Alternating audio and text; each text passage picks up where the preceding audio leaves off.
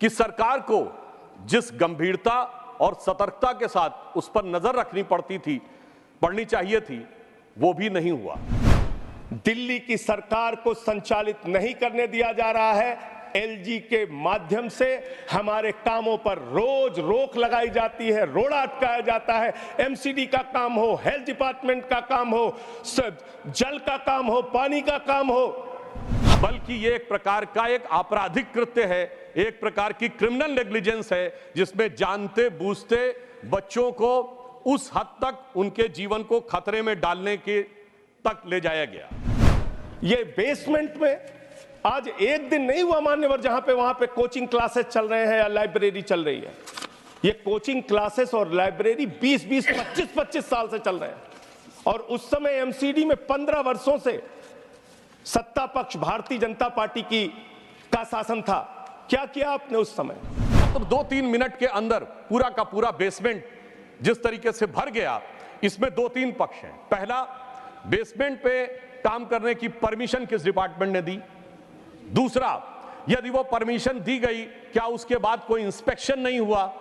तीसरा, कि यदि उसके ऊपर कोई शिकायत की गई तो उसके ऊपर कोई कार्रवाई की गई नहीं। और चौथा, आसपास के सीवरों की जो स्लज थी उसकी सफाई की गई या नहीं, इस बारे में जानकारी या सदन जानने की आवश्यकता रखता है, क्योंकि इन चारों चीजों ने मिलकर उन 3 बच्चों की जान के साथ खिलवाड़ किया है।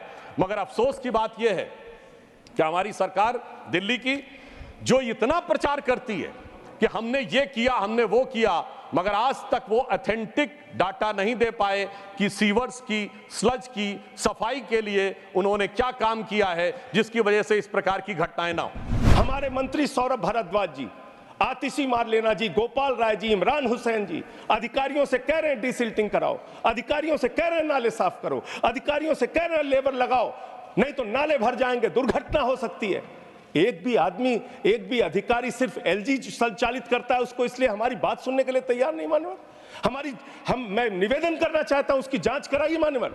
और जो अधिकारी दोषी हैं, जिन्होंने बार बार कहने के बावजूद, हमारे मंत्रियों के कहने के बावजूद कार्रवाई नहीं की, उनके ऊपर कार्रवाई करनी चाहिए। सिर्फ ये जानकारियां दी जा रही थी कि उनका वजन हल्का हो रहा है। मुझे लगता है कि अगर उन्होंने अपने कामों पे ध्यान दिया होता तो मैं उनके अच्छे स्वास्थ्य की कामना करता हूं कि वो स्वस्थ रहे। परंतु मैं कहना चाहता हूं, यहां वजन हल्का होने का विषय नहीं है, यहां किरदार हल्का होने का विषय है। मैं कह रहा हूं सर, उनका अपराध क्या है कि उन्होंने केजरीवाल को मुख्यमंत्री बना दिया, जो बिजली फ्री देते हैं, पानी फ्री देते हैं, शिक्षा फ्री देते हैं, इलाज फ्री देते हैं, जो बस की यात्रा फ्री देते हैं। दिल्ली के मुख्यमंत्री अरविंद केजरीवाल जी ऐसे स्कूल बनाते हैं कि अमेरिका के राष्ट्रपति की पत्नी हिंदुस्तान आती है तो कहती है हमें केजरीवाल और सिसोदिया का स्कूल देखना है। हमने वो काम करके दिखाया है, अनुकरणीय काम करके दिखाया है, वो आप पचा नहीं पा रहे हैं। और ऐसे सदन के अंदर हंसी मजाक, लोगों का मौत पे भी ताली बजाने का काम ये बंद कीजिए।